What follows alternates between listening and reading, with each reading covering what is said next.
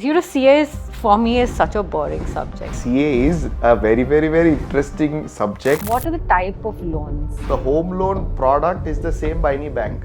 The future is not going to be the same like it was 15 years back when I started my career. The agent is going to come and tell you, sir, ఇవాళ మట్టి road ఉంది ఇక్కడ bitumen road వచ్చేస్తుంది పక్కన next hitech city వచ్చేస్తుంది ఇక్కడ metro station వచ్చేస్తుంది. So these are things that are not going to happen. How much home loan should I take? It's like a mixer box. You put in interest, you put in some other, you will get one car free, you will get this free, that free. How do I know which bank? Real value of the house is not being shown. Now banks might say loan from 7.25% onward. Is it a good idea to close it earlier than the tenure date? One thing that many people fail to understand, they feel if they close the housing loan or if they prepay the housing loan, they might not have access to that capital again. So how do I reduce the interest? Give him a call, tell him, you know what? Land, roll or stop? It has been a bullish market. Although it rises for 10 days, it falls for 2 days, I get tension. Wow. How are you going to make use of that plot of land that you've purchased?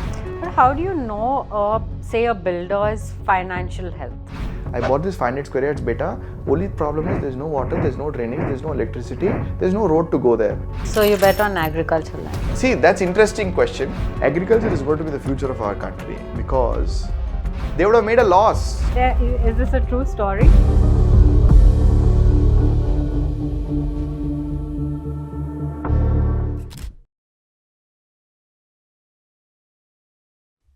Hi everyone, welcome back to our channel.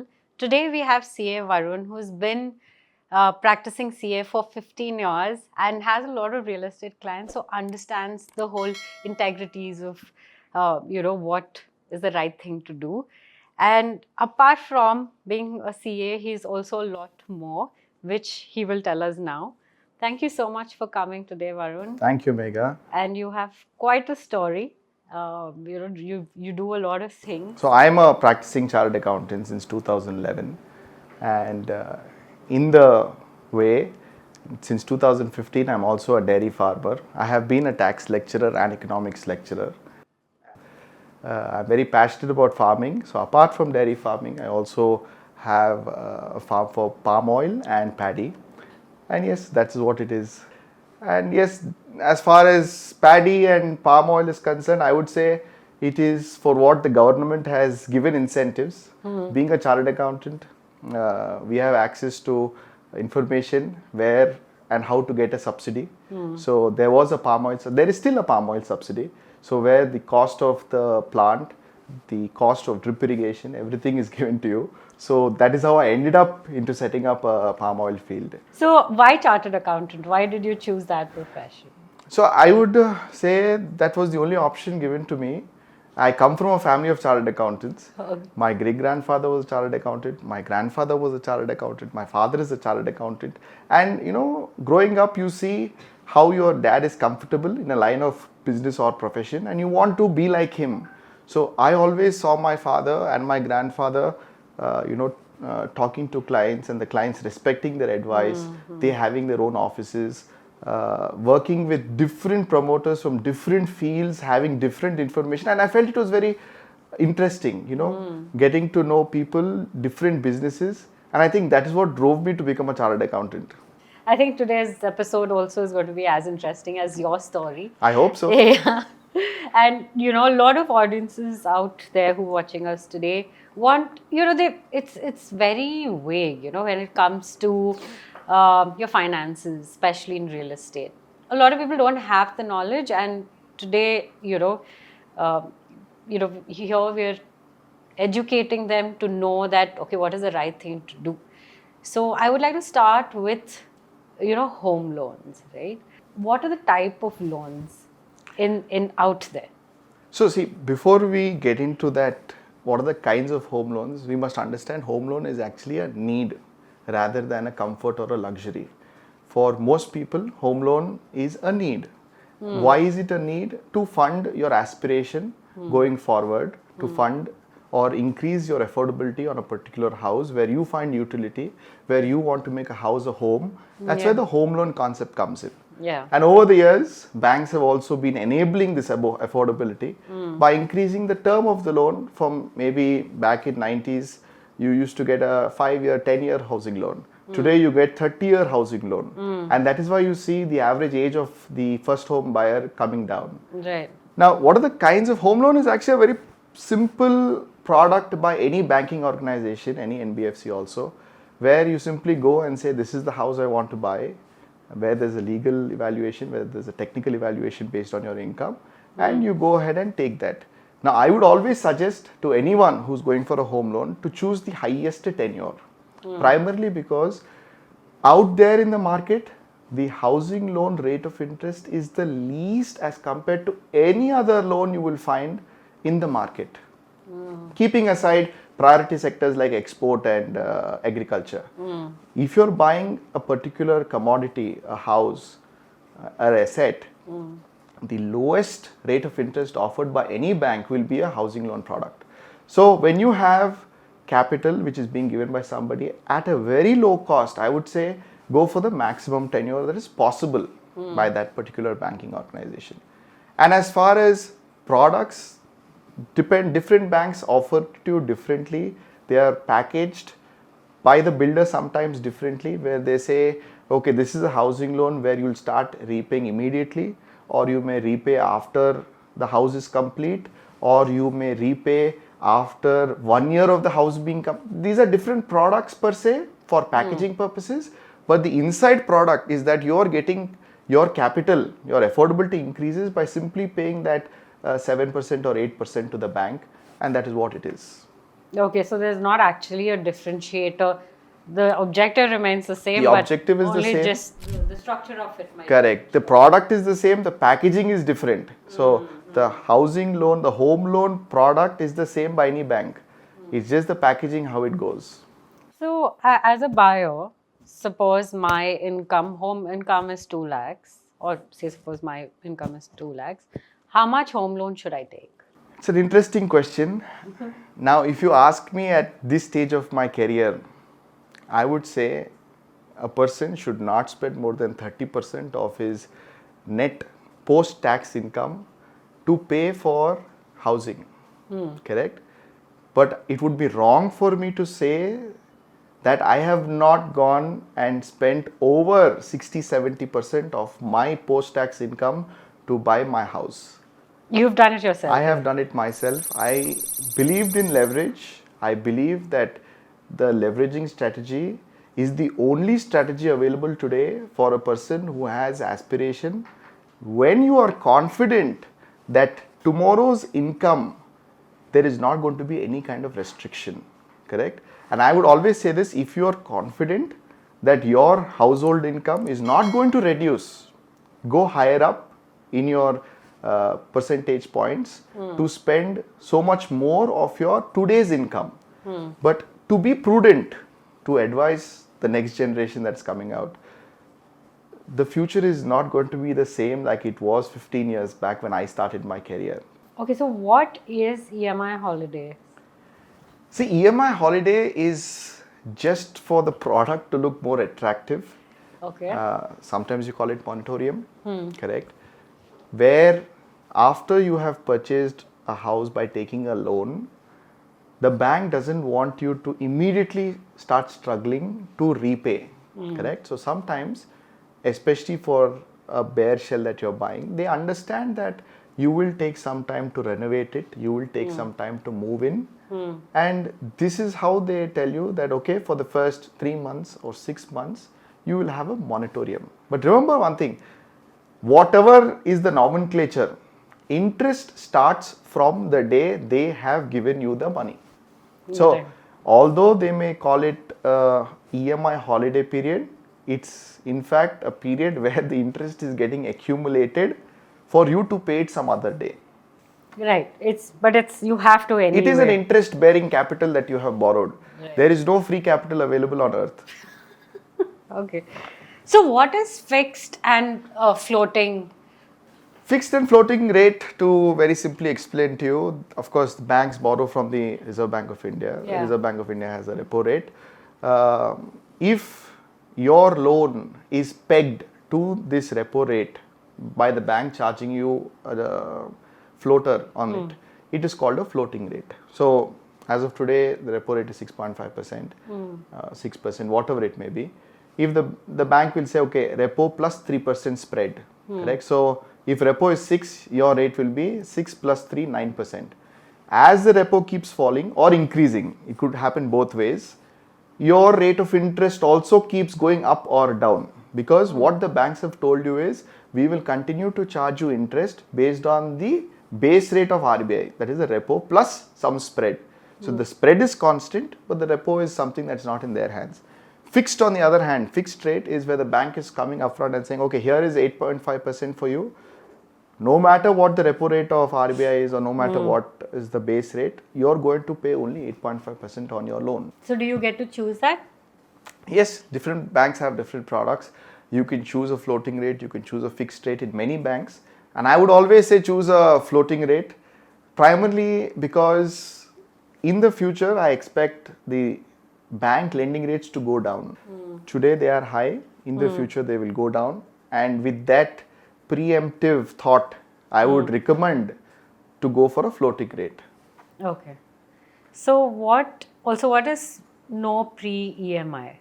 Like I said, no pre-EMI is something that the builder would give you, where the builder would say, okay, you don't need to pay any EMI till you actually occupy the house. Okay, we will pay you. So the builder is paying the bank? Somebody is paying the bank. It could be the builder, it could be the person who's marketing in between, it could be the bank who has said, okay, we are going to write you a check not equal to what we've told the customer, we're going to write a check which is lower than that.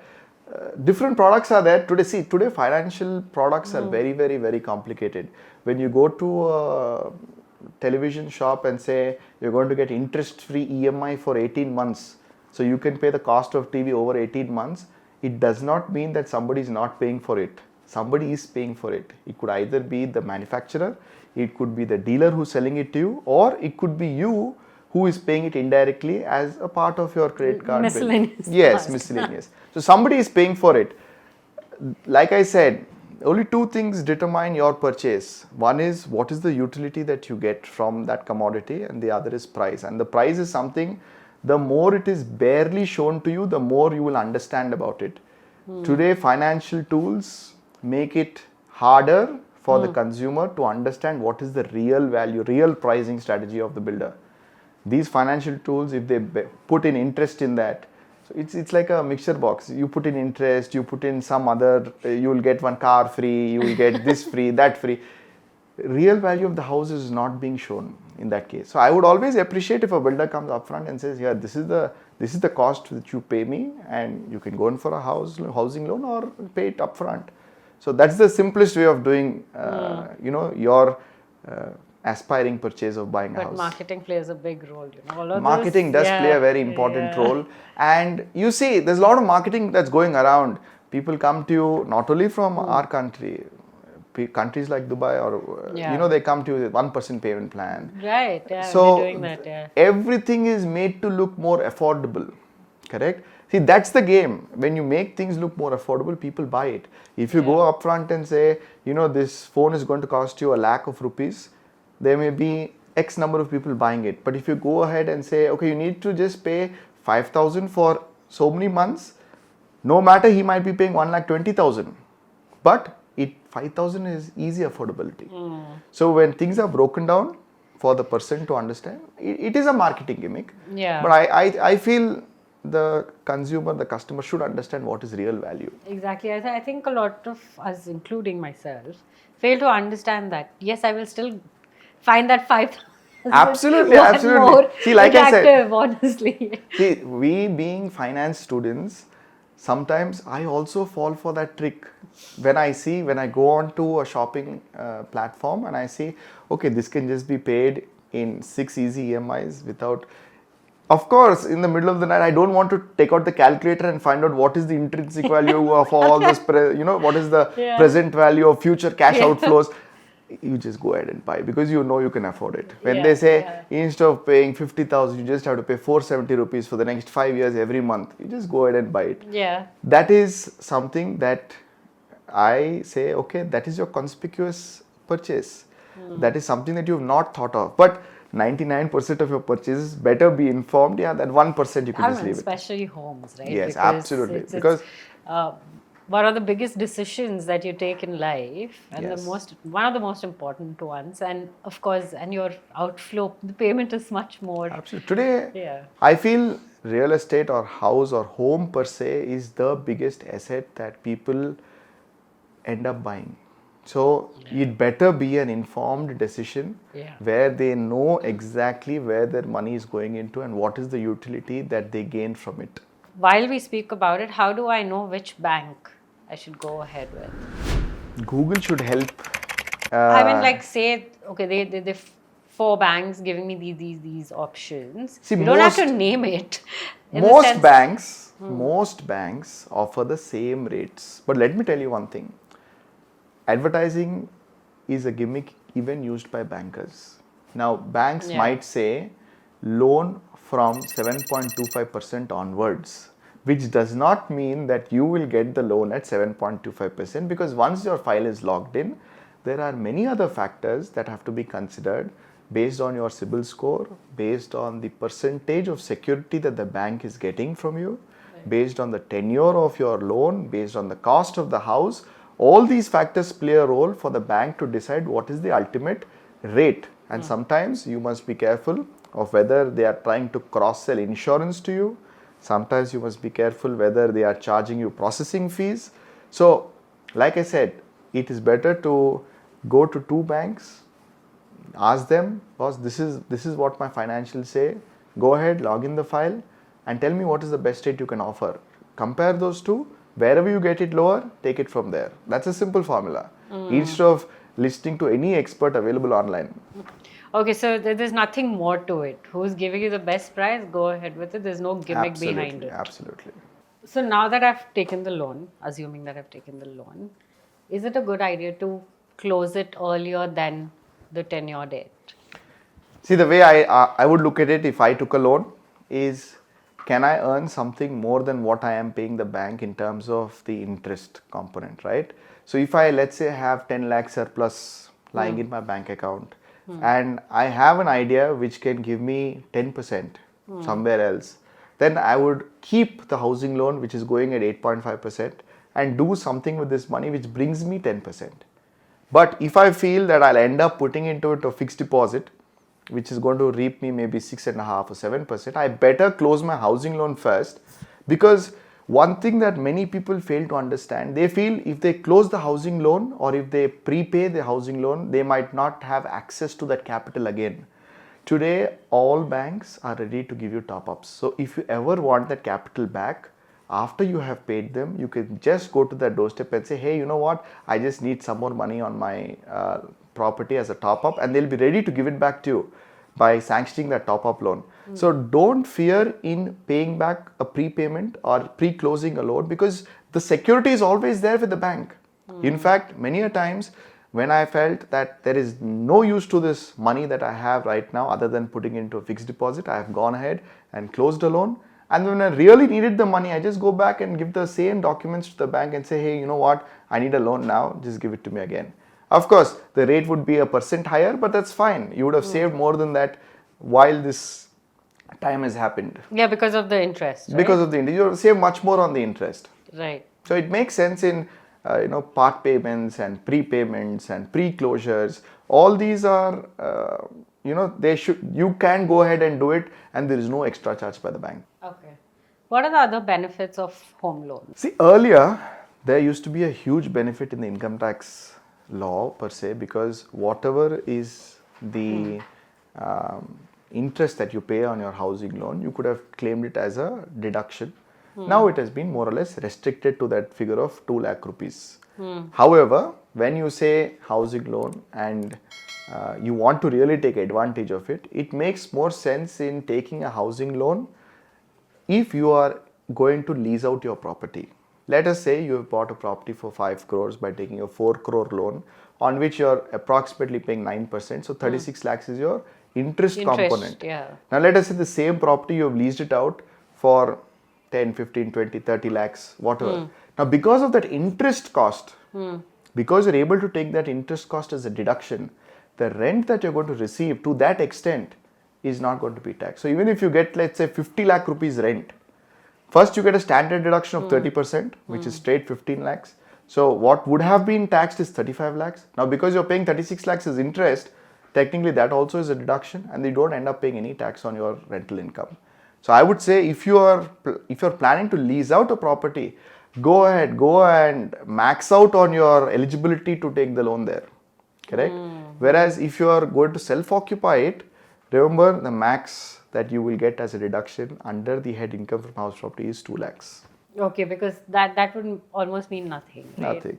Yeah. So how do I reduce the interest on home loan? How do you reduce the interest on home loans? EMI or maybe like. On your EMI? Yeah. Okay. So the only option that I see here is, suppose you are having a floating rate with a bank, and RBI then suddenly one fine morning while you're having coffee says, okay, we've cut 25 basis points, 50 basis points, that's 0.5% has reduced.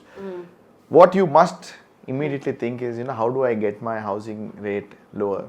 So whoever is giving you that loan, whoever is the banking officer, give him a call immediately after your coffee and tell him, you know what, RBI reduced the rate by 0.5, I need my floating rate of interest also to go by 0.5 lesser, and he will do the rest. Correct? What you must be careful is you must follow up with the bank sometimes. So why is that? Is it not an automated It's supposed system? to be an automated. Unfortunately, some banks don't do it automated till the customer actually requests, because they might say, okay, it's just oversight. So it is better if you at least check whether the revised repo rate is effective, and if yes, from when.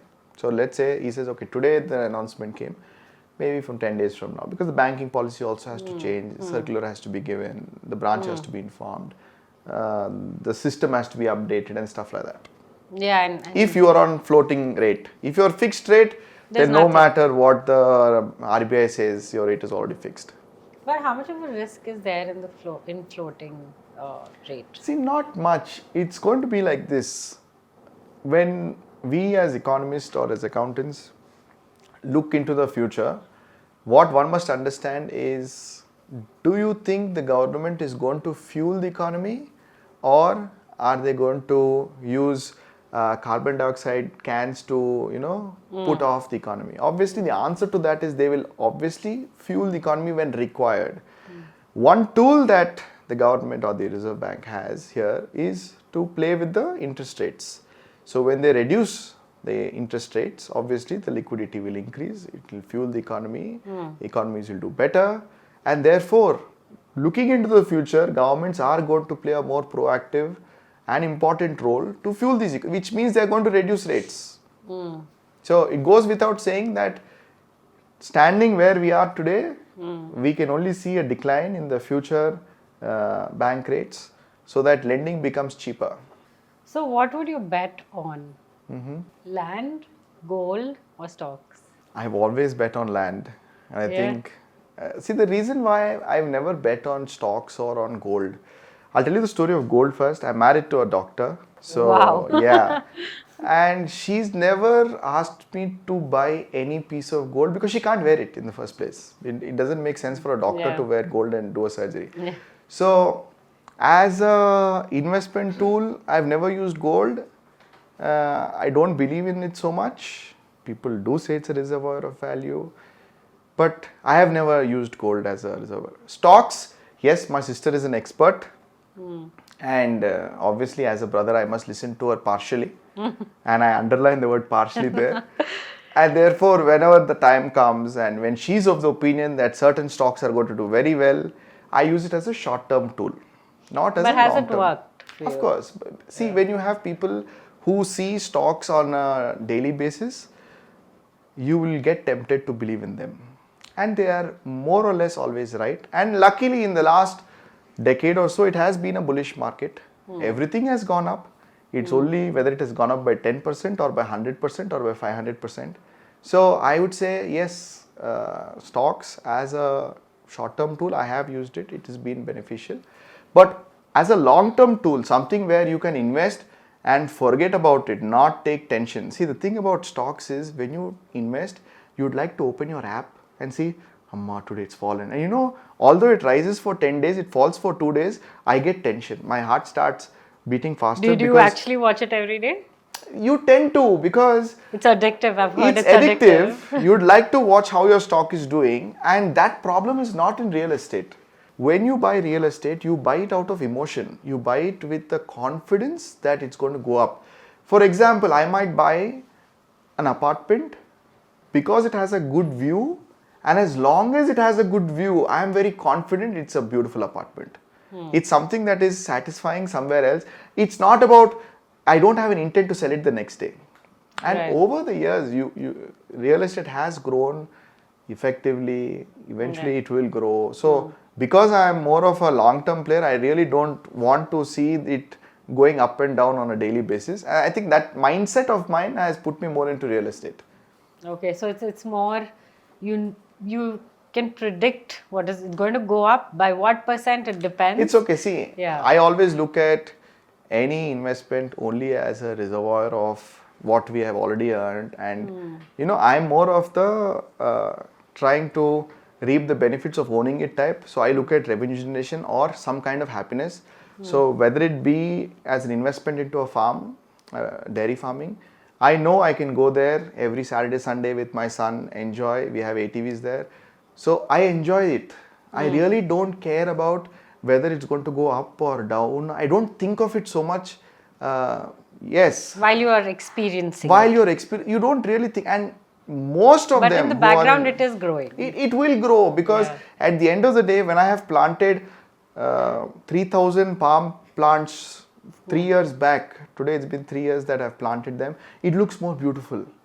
So obviously someone would fall in love with it. If I intend to sell it maybe 20, 30 years later, someone will definitely fall in love with it.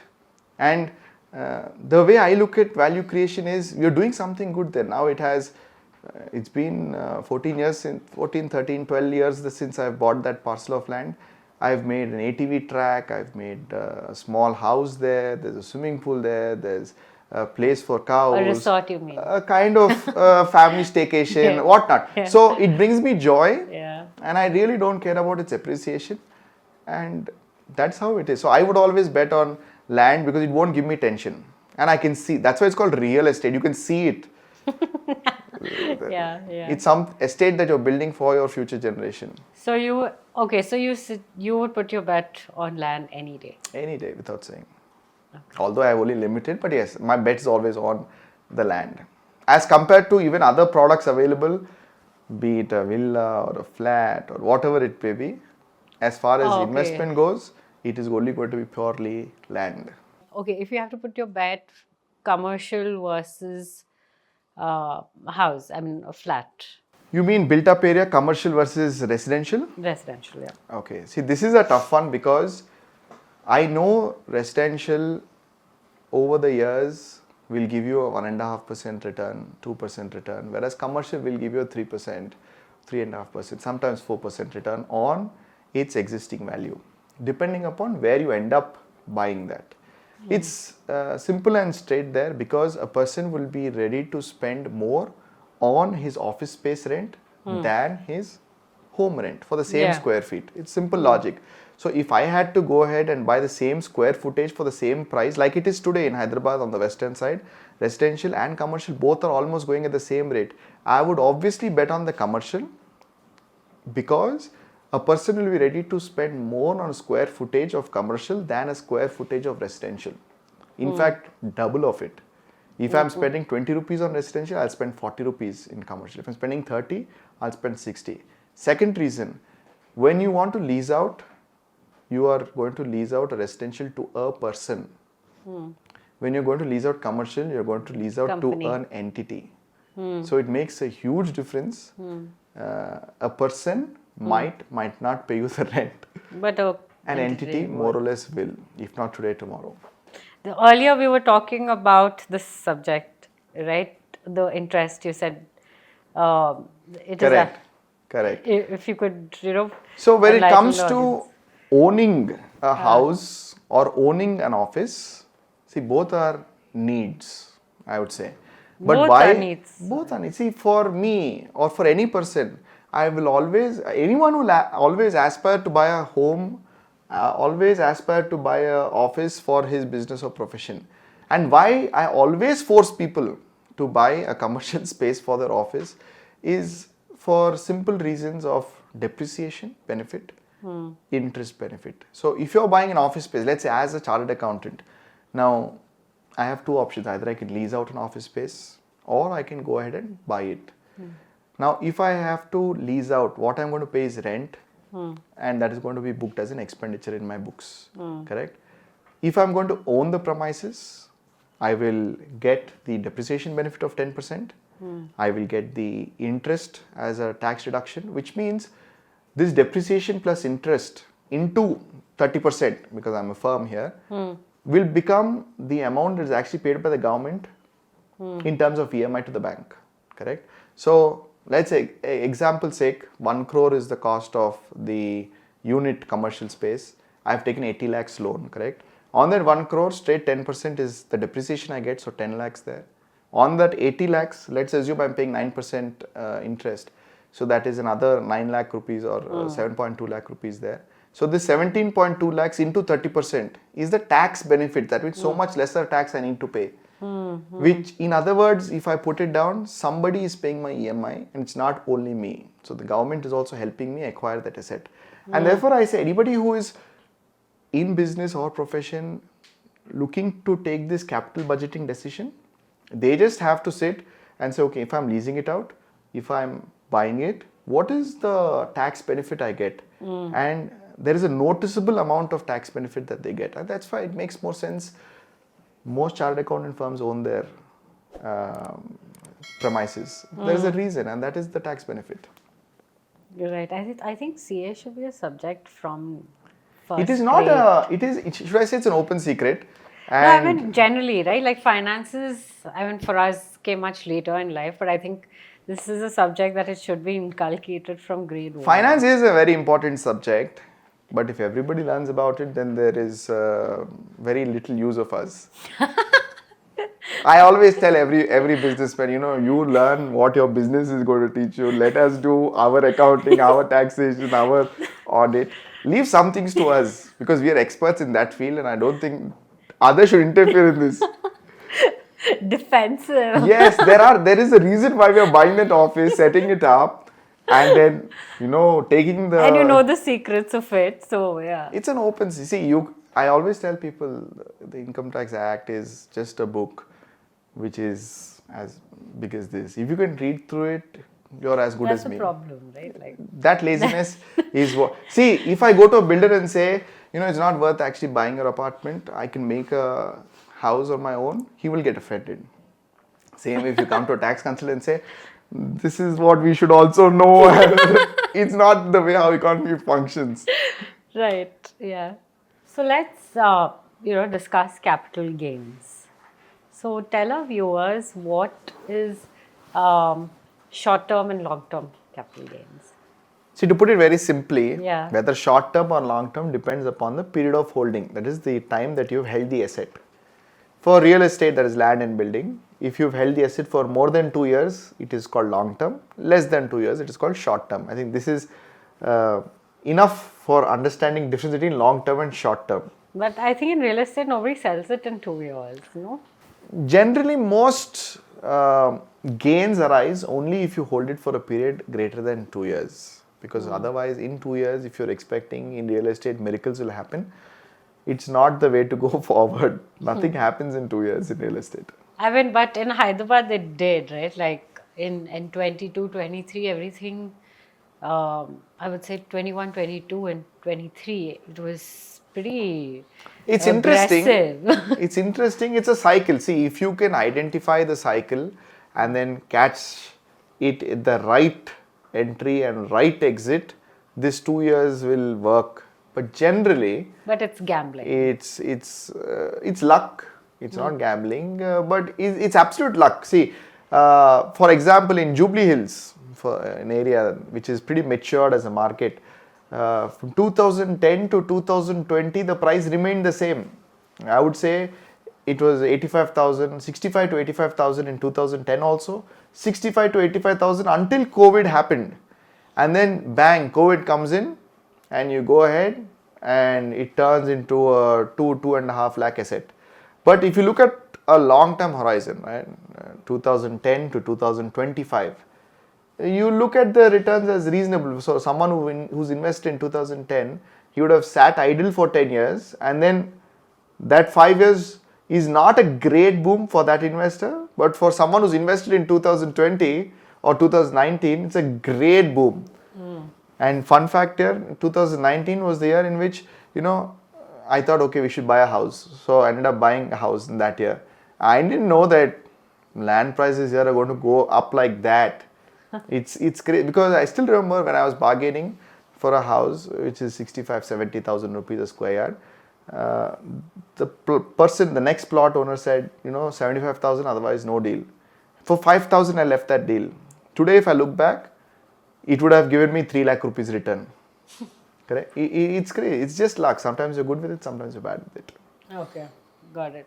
So, I know that when you sell a property and you reinvest in real estate, you don't have to pay tax. But I heard that there are other things that play a factor for not paying capital gain tax. See, effectively there are only two sections which you are referring to. One is section 54 and the other is section 54F. Section 54 is applicable when you are selling a residential house and reinvesting into a residential house. So you're selling a house, buying a house. So you don't have to pay tax if the capital gains that has arisen, that is the profit that you've got, is reinvested back into the new house that you've bought. Whereas 54F is you sell anything other than a house and reinvest into a house, then you get the benefit. Here, not only should you reinvest the profit, the capital gains, you must reinvest the entire sale consideration received. So you could be selling stocks, you could be selling... even stocks and all of that. Anything. You could be selling any asset under the sun other than a house and reinvest into a house. Correct? Then you get the benefit of 54F. The difference between the two, in 54, you only have to reinvest the capital gains. In 54F, you have to reinvest the entire sale proceeds at the amount you have received. But how are you investing that capital when you bought it before? So this is very interesting. Many people, many a times, first buy a house and then sell their old house, right? Generally, nobody will go onto the roads or they will not shift into a rental space when they already have a house, correct? So that is why the time limits are made in such a way that you can first buy a new house, then sell your old house.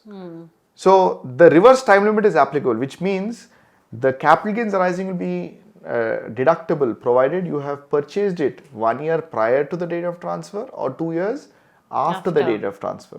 And very interestingly, if you are constructing a house, the construction should be done within 3 years from the date of transfer, which means, example, today I have sold my house, correct? I've already bought a plot of land, maybe 6 months back, 1 year back, 2 years back, whatever. I've already bought a plot of land. Now on that plot of land, using the proceeds, I'm going to build a house. I will still be eligible, which very few people know. They think that once they get the money, if they invest that money itself, they will get the deduction. No. Even if you would have bought a plot a year back or 2 years back, many courts have held that you will still be eligible as long as you have constructed within 3 years from the date of transfer. Which means you can either go in the purchase route or construction route. So that's why I say... So you're saying construction on the existing plot of land which you've bought many years? Yes, of course you can. Let's say you bought a plot of land a year back or 2 years back. You can still build today and claim exemption for not only the cost of construction, but it includes the cost of the purchase of that plot also. But the plots, what? It's okay. You could have purchased it some other money. See, the intention of legislature is to be taken here. What is the intention of legislature? That you end up giving something to GDP through construction of a residential house. Why do I say GDP? somebody is selling you that cement, somebody is selling you that steel.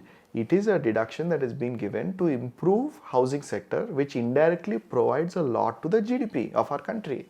And by encouraging people to build a house or to construct a house, they are encouraging the real estate growth in that city, state, country, whatever, so that the GDP ultimately increases. And many people think that, if I reinvest, I'm going to save tax. Now remember, from the government perspective, there is not tax saving at all. Remember, if you are selling and getting capital gains, what you're going to pay is 12.5% tax on the capital gains.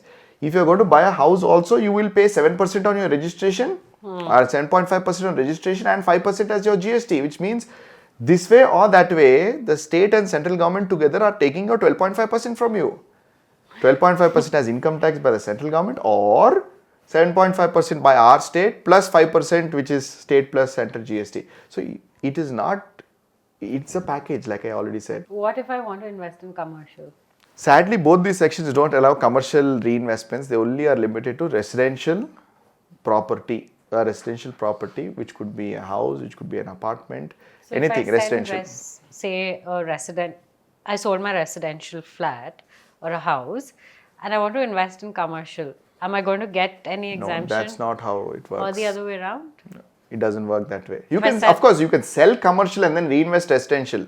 That's allowed. Ultimate investment should be in residential housing space. Okay. So you cannot claim deduction towards purchasing or construction of a commercial space. It's only for residential. Got it. So now, since I have that 2-year time period, right, after selling my property, what if I put it in FD for a year and then invest it in this thing, in residential? Is there a particular, just obligation that I have here where I'm losing something? See, what the sections both 54 and 54F say is that you must invest it in either 2 or 3 years from the date of transfer. Either you directly invest it before you have actually filed your return, but for some reason you are not able to identify your property, or you don't have to immediately pay for it. What you have to do as per the section is go and invest it into a capital gains account. Now, what is a capital gains account? Many people come confused saying, it's in the bank, but it's not in capital. Capital gains account is just a fixed deposit account which is marked as capital gains account by the bank. So all you have to tell your banker, and in fact I would tell this to anyone who's selling any kind of property, be it real estate, be it otherwise, before you go to your chartered accountant, the first thing that you do is just take all the money and put it into an FD and ask the banker to mark it as capital gains account. We will see what happens later on, how you're going to save tax or not save tax or reinvest it or not reinvest it or use it or not use it. Everything can be taken care later on. First thing, when you sell, please go to your banker and say, here I want to open a capital gains account, fixed deposit, put the money there and half the work is done. Many people, when they want to file their tax returns, come to us and then they say, oh, I also forgot I got this huge amount of money and I didn't do anything with it, it's lying in my savings account. Or, I gave it to my friend and let me see if he gives it. They are not going to give it back to you in the time you want it to be deposited. So please don't rotate the money elsewhere. Just keep it in your capital gains account. What are the gains that you get from that? See, when you take the benefit of these deductions, what they effectively do is they allow you to take a deduction of your capital gains amount, which means so much of the gains is not going to be subjected to tax, correct? So you do not pay tax that year. So simple, even if I've taken the money, let's say I've sold a property worth 5 crores, and I've taken the 5 crores and put it into capital gains account, I don't have to pay any tax that year first, correct? Now the clock is ticking. Either I purchase within a period of 2 years from the date of transfer or construct within 3 years. While the clock ticks, you still have time to make your decision and you make your decision accordingly. And let us say at the end of 3rd year, you've actually not used it. The law says at the end of 3rd year, if you've not utilized it in that year, you pay the tax, which means at least you've got a deferment of 3 years. Effectively speaking, the same tax that you would have paid in a particular year. There's no interest that you get Of course, it's like a fixed deposit. You get interest on that. The bank gives you interest. Okay. If you would have had paid tax, let us say 100 rupees, you would have had to pay tax of let's say 15 rupees. You would have left 85 rupees in the bank. So for these 3 years, you would have got interest on only 85. Now because you put it in capital gains account scheme, that 100 is there for those 3 years, so that extra 15 is making some interest also. So 15 becomes let's say 20 rupees minimal, whatever, in those 3 years. Which means there is certain amount which you know is, of course you have to pay tax on that interest also, but yes, there is an interest that you are getting. Oh, just again tax on that. Okay. But you're still getting something. You're getting something. Yeah, got it. Okay, so now let's come to the hot topic or the fresh topic that, when Trump announced the new tariff. So what is the impact that it has on the NRIs, right? Like when they're sending money, say to India or vice versa, whatever's happening, transactions, how does it impact? See, the impact of the bill is absolutely bare minimum because there is, let's say, a transaction fee, which is equivalent to the banking transaction fee, correct? So yes, 3.5%, if it really makes a difference in your opinion, that means there is an impact. If we feel, TK, when he's buying something worth 1 crore, it's going to change by making him send 3.5 lakhs extra. I don't see it as a very big impact. In fact, I don't see it as an impact at all. However, yes, psychologically, that 3.5 is somebody's money, correct? So it's going to get a marginal little more expensive for them. Nothing of great impact to the real estate market as such. Okay. And what's your advice to the NRIs, for their investment in India? See, there are two Hyderabad's I see. Hyderabad as a matured market, maybe something like a Banjara Hills or Jubilee Hills, where NRIs actually, really speaking, make just amount equal to what they would have got had they just invested in their own country in their fixed deposit or a long-term bond. How is to that? prove this, okay, see, I qualified in 2011, so I know 2010 rates, like I said, is in and around 85,000 rupees. That time the dollar was around 46 rupees, right? So if you had to buy a square yard in Jubilee Hills, 85,000 rupees, or the dollar equivalent at 46 had to be sent to India. 15 years later, let's say today the value is Is this a true story? It's a true story. Okay. It is something that many would have already experienced, correct? So 15 years later, we in Hyderabad look at it as an amazing growth story where land rates have gone up to 2.5 lakhs, right? Now today the dollar is sitting at 86, 87, correct? Now, so if I take it back in dollar terms, back to the US, what they would have annually yielded is 3%. That's crazy, 46 has become 87. So when they pumped in at 46 and now taking back at 87, the real estate investment in Jubilee Hills, a matured market, has got them a 3% return. How? Which is, that's the calculation which I've given. So you can take 85,000 divided by 46. Oh, you're talking about that time. For an American, for an NRI sitting in America, sending it here, he would have got 3% on his investment in Jubilee Hills. And that is what has happened with many people. Those days when they've come, put in their money here, 15 years later, now they want to take back their money, they realize, oh, we got 3%, that's all. So, considering that that plot of land they gave it for parking and they made another 1.5% return, correct? We'll get them 4.5%, which is nothing but a 10-year Treasury bond return. The growth corridor, you may say, land like Shankarpalli, correct? 15 years back, maybe the plot value is 2,000 or 3,000 rupees. Today it is 20 or 30,000 rupees, which is a 10x return for anyone in Indian currency. Whereas in the dollar currency also will be a decent 12% return for them. Correct? That is a good return for an NRI sitting there. He's getting 12% yield. He is happy with his investment. No, but what is the true profit they're making out of it? After one is a currency, one is your transaction. They would have made a loss. They would have made a loss if somebody 15 years back invested in Jubilee Hills at 85,000 rupees and today are taking back their money at 2.5 lakh rupees. They would have made a loss on that investment because they would have made much more money just beating inflation by investing into a bond there, 10-year yield bond. But if they invested into a place like Shankarpalli 15 years back, any growth place, where the market was not mature and stuff like that, they would have made a 12% yield, which is very good in terms of what they should have been getting, correct?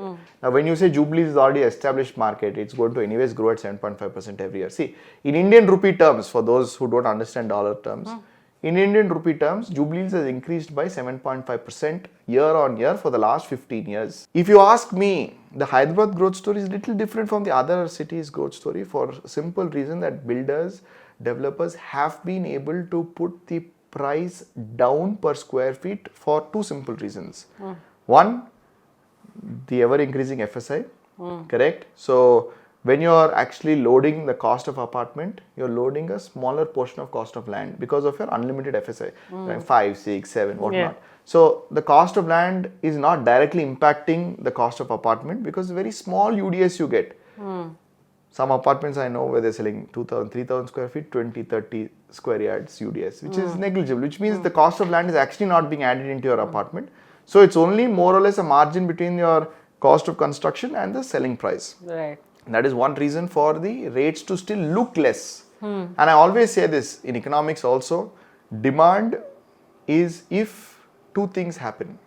One is affordability. Two is your willingness. And willingness comes from two things, utility versus price. How is Hyderabad been able to ensure utility increases? Is a very simple answer to that. If you look over the last 15 years or 2 decades, Hyderabad has been surprising people with the amount of utility that it's able to give. Are you referring to the infrastructure? Absolutely. No, infrastructure in terms, see, 20 years back. Connectivity and all of that. No, that becomes an external factor. I'm saying how can a builder give more utility? Okay. See, 20 years back, average space of a house was 1,000 square feet, correct? We were 2005, 4, 1,000 square feet was good. Then it became 1,500 square feet. Then it became 1,800, 2,000, 2,500. I still remember in the start of my career, people told me, you know, Varun, if you want to be in the top 10% of Hyderabad, it's good if you buy a larger apartment. And that's why I said in the past, I have extended. So I went ahead and bought a 3,000 square feet apartment, which was that time very big. Correct? Was Now, there even a supply of, I mean, because... very few builders actually supplied 3,000 square feet. That's In right. fact, I would say the place where I bought may have been the only apartment which was 3,000 square feet. Then came 4,000, 5,000, 8,000, 10,000. Today you see 15,000. This utility, that means everything that you can aspire for, every comfort that you can desire for is now going to be in-house. So today you have home theaters, and this is happening parallelly with villas also. Even if you're referring to a 10,000 square feet house in an apartment, it's not equal to a 10,000 square feet residential home. It's equivalent to a 5,000 square feet residential house because in the 10,000 square feet apartment, there is 50% loading because they have clubhouse, swimming pool, whatnot. Yeah. So the utility is being provided by the Hyderabad developers and builders, which is one reason why the demand is increasing. On the other side, price, because of this ever increasing FSI, they have been able to put it down. And also, like you said, most of your childhood was outside. Absolutely. And- now and everything now is it's coming a- in, correct? Yeah, So yeah. whatever was outside Has the to be house accommodated has to be now accommodated because now you're not allowed to play cricket on the road. Please, if you're investing, invest into those areas where there is a growth phase. And how do you identify this? You identify it by ensuring that they're not already at maturity. That means there is a scope for employment being created there. right. There is The- a scope for connectivity coming up there. So those areas are good investments for NRI. What would you bet on, right? A plot, an apartment, a villa, a land. I would bet on a land. No, see, there are no doubts regarding that because, see, a land is like your own baby. Okay?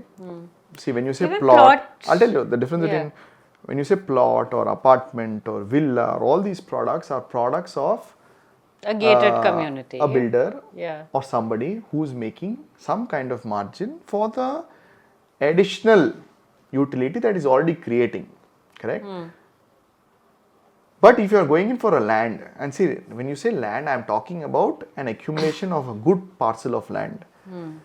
I would suggest people to buy 10, 20, 30, 40 acres on maybe the east side of Hyderabad, where even today you get at a very modest 30 lakhs, 40 lakhs, 50 lakhs rate, rather than going onto the west side of Hyderabad And and putting in paying 10 crores. times the price, Yeah. and you're going to own 1/10 the land parcel there. So if you ask me, 10 acres on east or 1 acre on west, I think you know the answer, where you'll have more fun with your child. Yeah. And that's what I say. Okay. So, but when you say like plot versus land, right? They make a certain margin because they're giving you certain facilities. Correct. But you have to, when you own a land, you take the headache of it and you're spending more, right? Absolutely. See, any land ownership requires you to spend time, money, patience. When I say money and patience, you definitely need some lawyers. Luckily, I have been lucky to have good lawyer friends. So I've never faced the problem, but yes, you must ensure that you do a legal due diligence 100% before you invest into larger parcels of land. When you go to a plot of land, correct, it's much more easier, but there are certain factors you must consider. Number one is, of course, whom are you buying from? Who's the developer? What is his heritage? What is the value he has provided in the past? Number two, most important, is how is the upkeep and what are the facilities he's providing. I can tell you the sad destiny of many plotting communities, That it was never provided. that they look very beautiful when they sell. They look beautiful when they sell. Unfortunately, even the bigger builders have not able to put up and maintain. Today, you go to those gated communities, you don't see water connection, you don't see drainage connection, you don't see stormwater drains, you don't see how are you going to make use of that plot of land that you've purchased with great efforts. Nobody wants to take care of the plot after you've purchased it unless and until you pay for that maintenance, right? So, at least if the builder has taken the initiative that, you know what, there is going to be a society formed, at least till the time I hand over, and from today you're going to pay 2 rupees per month or 3, whatever the money is, and this is going to be used for security, cleaning, simple thing like deviating, ensuring that the bitumen stays on the road or the CC stays on that concrete road. These are things that have never been done, and very sad. If you ask me what is my outlook on plots, it's negative. It's not even positive. I would say you lose money. It's only a fictitious market, conspicuous market being sold out there, because next generation, when they get that plot, when your son is going to ask you, Dad, what did you buy? I bought this 500 square yards beta. Only problem is there's no water, there's no drainage, there's no electricity, there's no road to go there. What are you going to answer to him? Right. Correct? Yeah. I have seen many layouts somewhere in the interiors of places. The agent is going to come and tell you, sir, ఇవాళ మట్టి road ఉంది ఇక్కడ bitumen road వచ్చేస్తుంది, పక్కన next hitech city వచ్చేస్తుంది, ఇక్కడ metro station వచ్చేస్తుంది. So these are things that are not going to happen, But how do you know, say, a builder's financial health? Yeah, that's interesting question. And a very interesting answer from a CA perspective, correct? Every builder obviously comes with a building and a company, correct? Most of the data is filed with Ministry of Corporate Affairs, freely downloadable, or maybe 100 rupees you pay to the ministry on their website, and you're able to download. You can understand his financial strength, correct? Number two, forget his financial strength. When you pay him, you pay into that RERA account, please. There is a statute that is made for the people.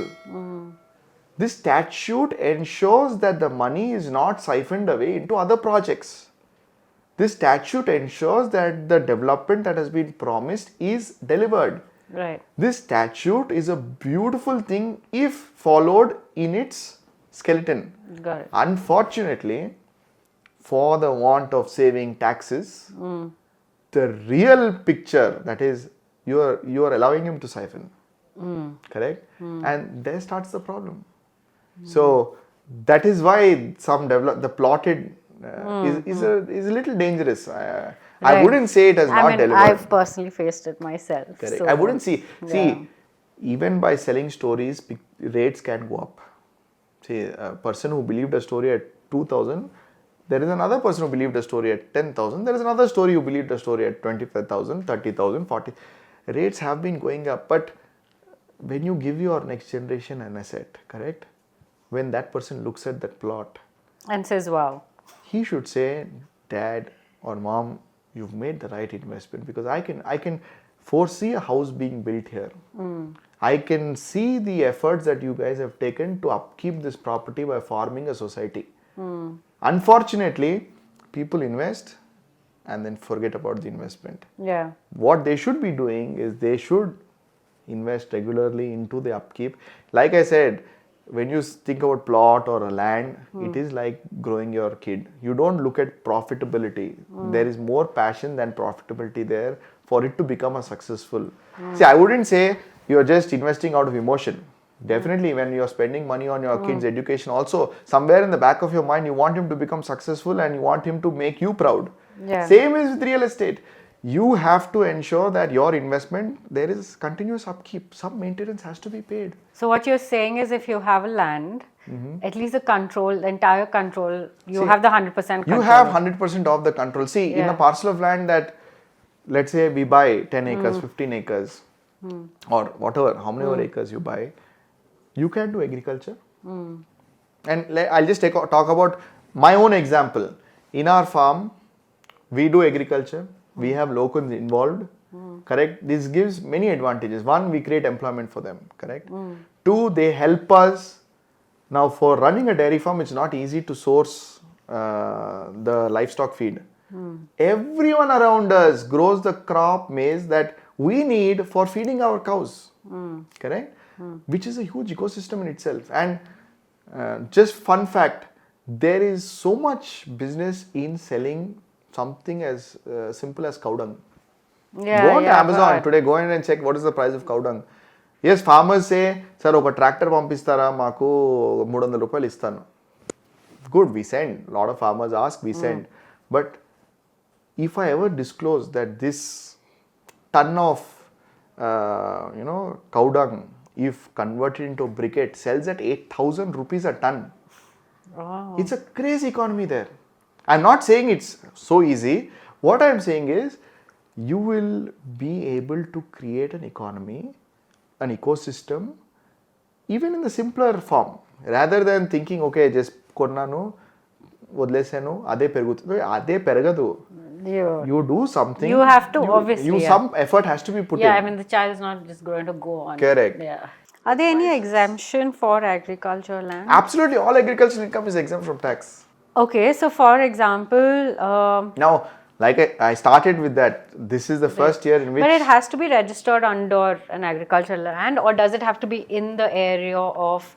I don't know how that works, right? See, so, primarily, all of us, at least in our state, have our passbooks, correct? We are, of course, registered. We get certain subsidy from the government.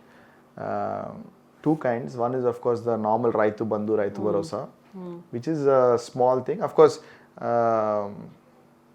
large landowners have not got it, and rightfully so, because it doesn't make any sense for people like me to receive it. But in the past, I have received it. Apart from which, for things that I do at the farm, like drip irrigation system, the government actually gives a very huge subsidy. So 85% of it is subsidized, which means now for the family farm, let's say 50 acres, 60 acres, 70 acres, if you're getting it under irrigation, everything is being paid by the government effectively. A small investment is required from your side, but you are employing people to do your work. So now they make an extra effort to ensure the engine starts. See, I've told you, it's been 3 years that I went to agriculture. First 3 years I didn't get anything. In fact, I was just paying those salaries month on month, and sometimes I felt sad to myself because I'm like, this is not happening. Now, first year when we actually had paddy, the first harvest, because until now we were doing only palm oil. In one of them said, "Sir, paddy good veddamu, 50 acres pedamu." So when we actually did it, you see that income is good, clean, tax-free income. It makes so much more sense. So you're getting good return. It takes care of the entire farm. It keeps it clean. So you bet on agricultural land. Agriculture is going to be the future of our country because every big player, see, I'll tell you, sitting at home, we've gotten used to making ourselves dependent on multinational companies, be it an Amazon delivery. You want everything at your doorstep. And for them, first they started with sales by just connecting manufacturer or dealer to the customer. Yeah. Then if you notice the way they go, they always backward integrate, which means you would have heard about an Amazon buying a Toys R Us company. You would have heard about somebody buying the manufacturer itself. And now that platform itself is the manufacturer.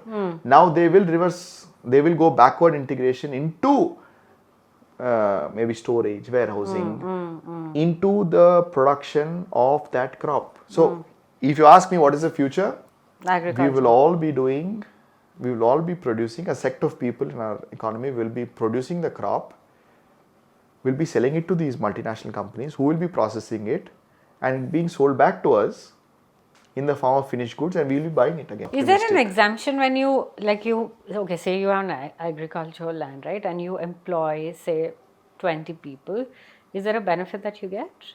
There's no benefit. There's no benefit. The salary, because you're giving out see, the wages you pay, right? the daily labor there is see, the income is not taxed, which means the expenditure is not deductible. So that is a matching concept that we follow. Okay. So the income is not taxed, so the expenditure is not deductible from any source as such. Got it. What I'm trying to put forward here is do something with the land which will help you be self-sustaining. Correct? Over the last 5 years, we have installed 200 kilowatt of solar.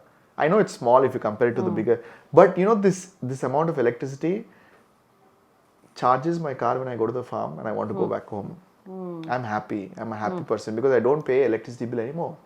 So it keeps me wow. So I can just go to the farm, which is 60 kilometers away from my house.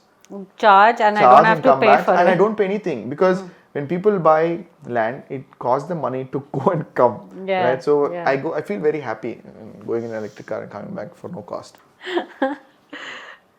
I think today's episode is just not about a lot of inputs that you've given.